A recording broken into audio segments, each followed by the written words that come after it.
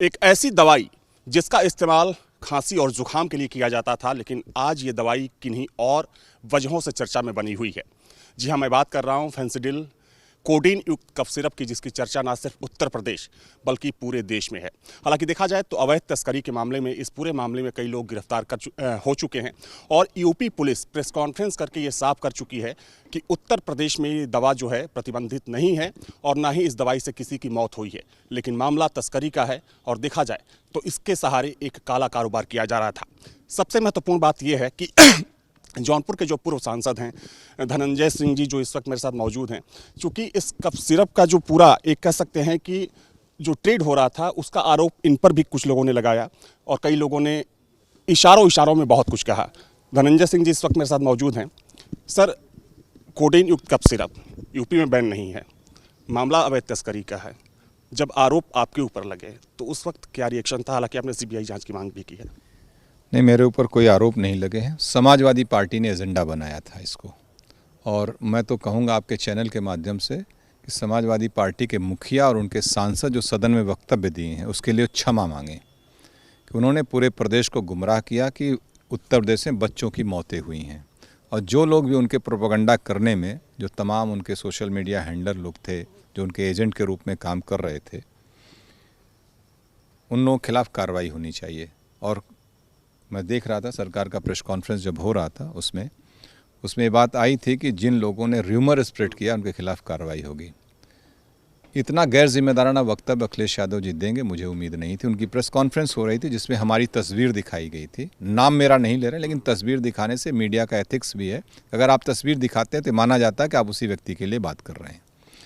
उन्होंने मुझे दिखा के इस बात को कहने का प्रयास किया, और जब प्रेस कॉन्फ्रेंस कर रहे थे तो बड़ा मुस्कुराते हुए हंसते हुए कर रहे थे। एक तरफ कह रहे हैं कि बच्चों की मौत हुई है, दूसरी तरफ कह रहे थे, हंस रहे थे। आप प्रेस कॉन्फ्रेंस को उठा के देख लीजिएगा उनका। अगर इतना संवेदनशील विषय था तो आप इसका मतलब संवेदनहीनता दिखा रहे थे आप। और मैं कहा ना कि जब मुद्दे आपके पास नहीं होते हैं, स्टेट गवर्नमेंट को बदनाम करने के लिए नाजायज़ तरीक़ों का आप इस्तेमाल कर रहे हैं।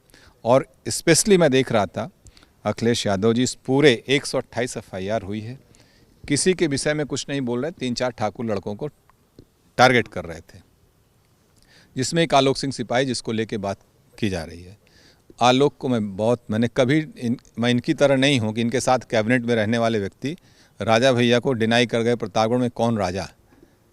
आलोक को मैं बचपन से जानता हूँ, पारिवारिक संबंध, उसका बड़ा भाई मेरा मित्र रहा है, वो सब इंस्पेक्टर है यहाँ यूपी पुलिस में, और कहीं वो नहीं है।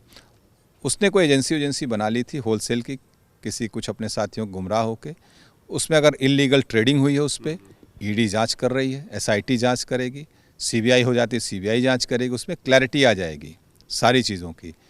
लेकिन पूरे प्रदेश में जो पिछले 10-15 दिनों से जो हैवॉक क्रिएट कर रखा है, एकदम वातावरण हो हल्ला मचा रखा है इन लोगों ने सदन में, जैसे लग रहा था कि बहुत से प्रदेश में कहीं कोई कप सिरप पी के मर जा रहे हैं, बच्चे मरे जा रहे हैं यहाँ पे। पुलिस ने साफ किया कि यूपी में कोई मौत नहीं हुई है। Not a single death has been reported.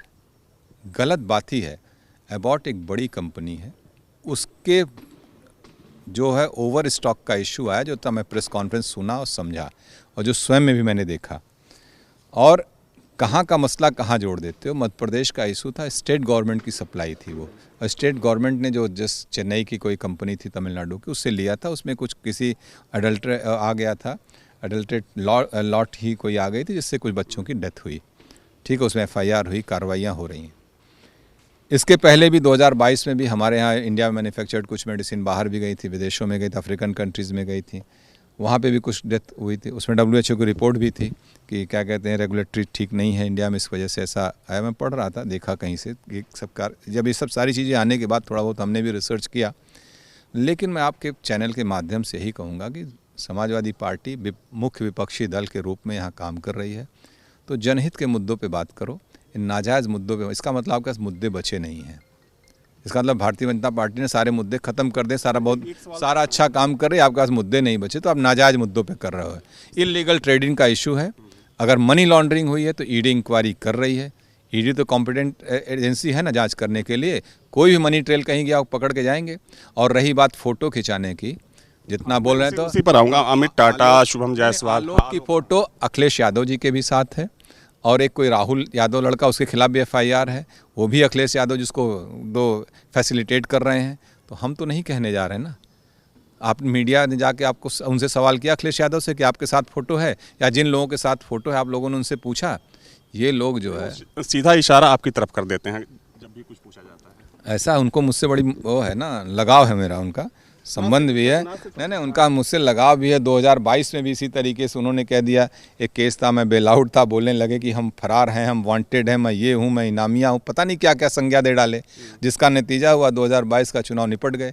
वो बेसिकली अपने आप को एंटी छत्री दिखाना चाहते हैं। वो उससे सोचते हैं मुझे बड़ा गर्व महसूस होता है, जबकि परिवार में उनके बच्चों का आधा खून छत्रियों का ही है। सर, ना सिर्फ सवाल अखिलेश यादव का है, आपके पुराने मित्र रहे हैं, उन्होंने इशारों में एक समारोह के दौरान कहा कोडीन भैया। मिर्ज़ापुर में कालीन भैया थे, जौनपुर में कोडीन भैया हैं। ये तो अखिलेश यादव जी जो बोल रहे हैं, उन्हीं के वो एजेंट के रूप में काम कर रहे हैं, और सारा सुविधा जो है योगी जी की सरकार से सारा लाभ ले रहे हैं, और एजेंडे पे काम कर रहे हैं समाजवादी पार्टी की सरकार को बदनाम करने के लिए। सरकार के किसी वर्जन मैंने आज तक नहीं बोला, क्योंकि मैं JDU का मेंबर हूँ, मैं भी इंडिया अलायंस का हिस्सा हूँ। तो मैं सरकार के खिलाफ मैं नहीं चाह रहा था, पहले सरकार का वर्जन आ जाए।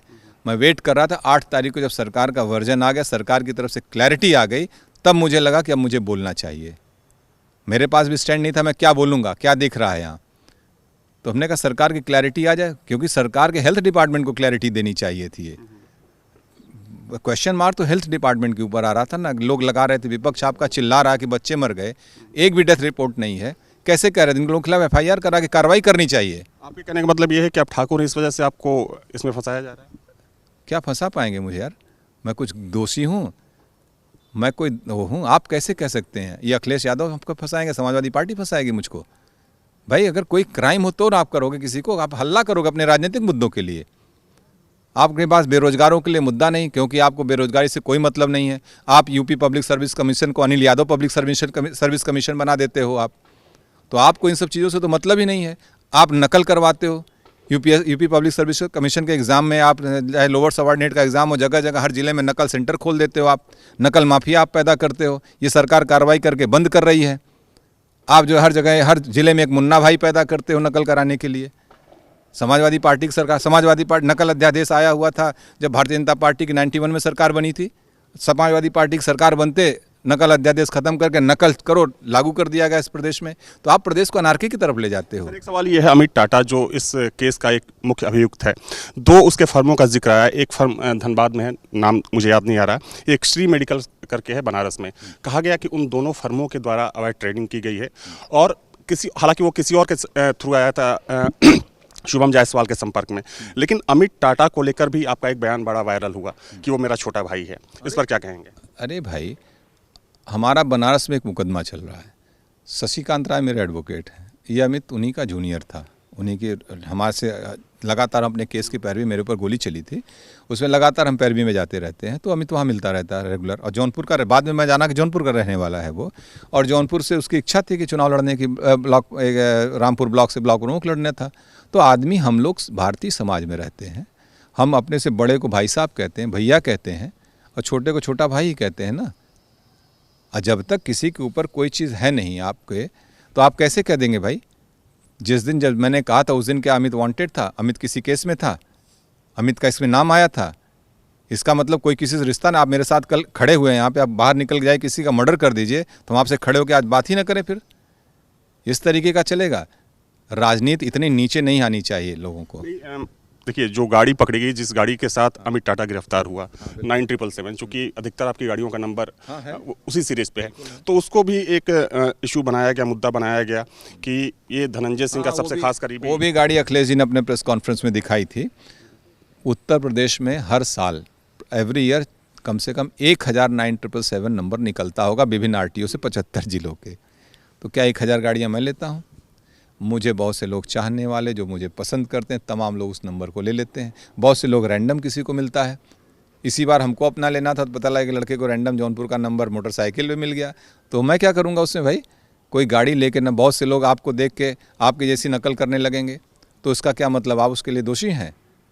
या तो सरकार कह दे कि पेटेंट है, अखिलेश यादव जी जब सरकार कभी बनाएंगे तो 9777 मेरे लिए पेटेंट कर देंगे, किसी को नहीं मिलेगा, धनंजय सिंह को मिलेगा, कर देंगे। आपने एक्स पर पोस्ट किया कि इस मामले की सीबीआई जांच होनी चाहिए, क्या कोई पत्र लिखा आपने एमएचए को या फिर मुख्यमंत्री? हालांकि राज्य सरकार की सिफारिश पर सीबीआई जांच स्टार्ट होती है, तो मुख्यमंत्री को या राज्य सरकार को कोई पत्र लिखा गया इस बारे में आपकी तरफ से? देखिए, मैंने आग्रह किया था उस समय, मैंने कहा मैं सीबीआई और एक प्रकरण से चाहता हूँ, सीबीआई इस पूरे केस की भी जांच करे, सीबीआई इस बात की भी जांच करे, उसमें पत्र लिख रहा हूँ मैं, उसमें मुख्यमंत्री जी को अभी नहीं लिखा हूँ, उसमें चूंकि जो क्रिमिनल कॉन्स्पिरेसी मेरे खिलाफ मुझे मेरी इमेज को मलाइन करने के लिए किया गया है, उससे भी एक्सपोज होना बहुत ज़रूरी है।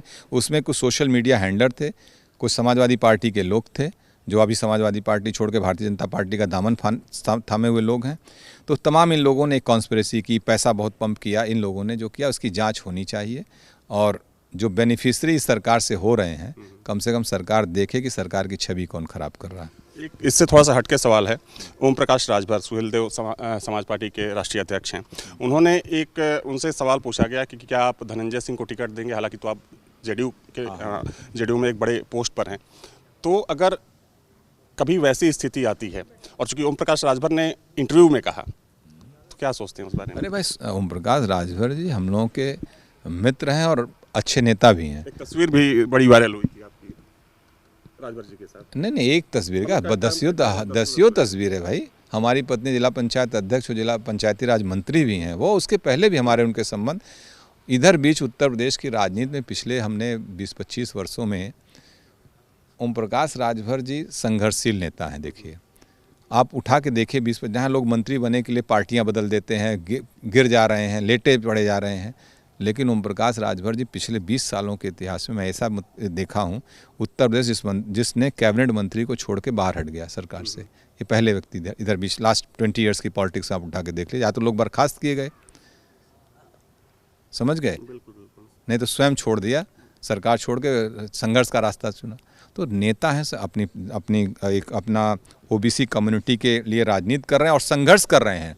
अति पिछड़ों की रिजर्वेशन के लिए बाइफर्केशन कराने के लिए, जैसे बिहार में हो रहा है, ओम प्रकाश राजभर जी बहुत वो कर रहे हैं। मैं भी चाहता हूँ, मेरी भी इच्छा है, और मैं इस बात में मैं बार बार कहता हूँ, अति पिछड़ों को अलग से आरक्षण दिया जाए उत्तर प्रदेश में, क्योंकि जो पिछड़ों का 27% का आरक्षण है, वो किस एक ही 2 जातियाँ उसका पूरा लाभ ले रही हैं। आप उठा के देखिए, उत्तर प्रदेश में सिपाहियों की आप रिकॉर्ड निकाल लीजिए, स्टेट गवर्नमेंट से आप निकलवाइए, आज भी मोर देन अराउंड 50% सिपाही एक बिरादरी के हैं। कहाँ से आ गए भाई? और लोगों को मौका ही नहीं मिलेगा, और पीडीए की बात करते हैं। एक सवाल रह गया था, पूर्व आईपीएस हैं अमिताभ ठाकुर, हालांकि वो गिरफ्तार हो चुके हैं एक कमर्शियल प्लॉट के मामले में। उन्होंने ये कहा कि धनंजय सिंह की जो बाउंड्री है उसी में आलोक सिंह का घर है, और जो वोटर लिस्ट है, जो वोटर आईडी है, उसमें भी एक ही मकान संख्या दर्ज है। ये क्या है, थोड़ा ये समझाइए। ऐसा है, देखिए, मैंने कहा ना, मैं बहुत बचपन से जानता हूँ बहुत चीज़ है। हम लोग चुनाव लड़ते हैं, बहुत सी जगह लोग पहले तो 6 महीने में लोग कहीं भी वोटर बन जाते हैं। जो बॉम्बे थे, लोग आके छोड़ के आके गांव बन जाते हैं। प्रधानी का चुनाव होता, लोग बन जाते हैं। पंचायतों के चुनाव में लोग बन जाते हैं। तो जब हम लोग चुनाव लड़ते हैं, लोग जाते तो वोटर बन गए होंगे गाँव में, लोग जो समर्थक है, सहयोगी बन जाते हैं, इसमें कोई बहुत वो नहीं बात है। इसीलिए तो SIR लागू हुआ। तो ऐसा, जैसे मैं एग्जाम्पल देता हूँ, इससे मान लो मैं जौनपुर, मेरा मकान, मेरा यहाँ भी मैं वोटर हो गया हूँ। तो जब वोटर, जिसको जो चुनाव लड़ना होता है, वो खुद ही दौड़ता है वोटर बनाने के लिए, घर घर जाते हैं लोग, वोट बनवा देते हैं सबको। वो पता भी नहीं चलता आप कहाँ कहाँ वोटर हैं, लाओ नाम लिखा, वोटर बना दो सबको। वोटर इस तरीके से बन जाते, SIR हो जाने से सब कम से कम अब एक वोटर एक ही जगह रहेगा। मैं खुद 3 जगह वोटर था भाई, मैं दूसरे क्या कहूँ। मैं जौनपुर, मेरा मकान है। वाली आपने? हाँ, मैंने पहले सभासद का था, सभासद जो लड़ रहा वहाँ से वो आया, मेरा अपना वोटर लिस्ट में नाम बनवा दिया। तो हमारे यहाँ जैसे 2 वोटर लिस्ट होती है, एक पंचायत की अलग है, एक विधानसभा लोकसभा की अलग है। तो मेरा SIR होने से जो पंचायत की भी वही लिस्ट बने, वही लिस्ट जो है एक ही वोटर लिस्ट होनी चाहिए। उसी वजह से कई वोटर बढ़ जाते हैं इधर उधर। तो उसमें हुआ होगा, वोटर बना दिया होगा किसी ने, गाँव जो आदमी हमारे साथ रह रहा, आता जाता है, तो बना दिए होंगे, उसमें कोई विषय नहीं। बहुत बहुत धन्यवाद हमसे बातचीत के लिए। तो मेरे साथ थे जौनपुर से पूर्व सांसद धनंजय सिंह, जिनका साफ तौर पर यह कहना है कि उनकी छवि को धूमिल करने की कोशिश की जा रही है। हालांकि इसमें एक एंगल ये भी है कि इस केस में जिनकी भी गिरफ्तारी हुई है, चाहे हम आलोक सिंह की बात करें, शुभम जायसवाल की बात करें, अमित टाटा की बात करें, तो इन सब की जो फोटोज़ हैं वो धनंजय सिंह के साथ हैं। और इसी वजह से तमाम आरोप इनके ऊपर लगाए गए। हालांकि कहीं ना कहीं इस पूरे मामले में अब सियासत भी हो रही है। देखा जाए तो प्रदेश सरकार और यूपी पुलिस ने भी ये साफ किया है कि इस कोडीन युक्त कफ सिरप से उत्तर प्रदेश में एक भी मौत नहीं हुई है। हालांकि जो अवैध ट्रेडिंग, अवैध तस्करी का मामला है, उसके लिए सरकार ने एसआईटी का भी गठन किया है और देखा जाए तो इस मामले में कई लोगों को गिरफ्तार भी किया जा चुका है। वीडियो जर्नलिस्ट सुफी खान के साथ अविनाश सिंह, न्यूज नेशन, लखनऊ। आपके मोबाइल पर तुरंत आएगी ब्रेकिंग न्यूज। स्क्रीन पर सबसे पहले दिखेगी बड़ी खबर। देश दुनिया की हर खबर एक जगह। अब आपके मोबाइल पर तुरंत फटाफट इंस्टॉल कीजिए न्यूज नेशन ऐप और रखिए खुद को अपडेट।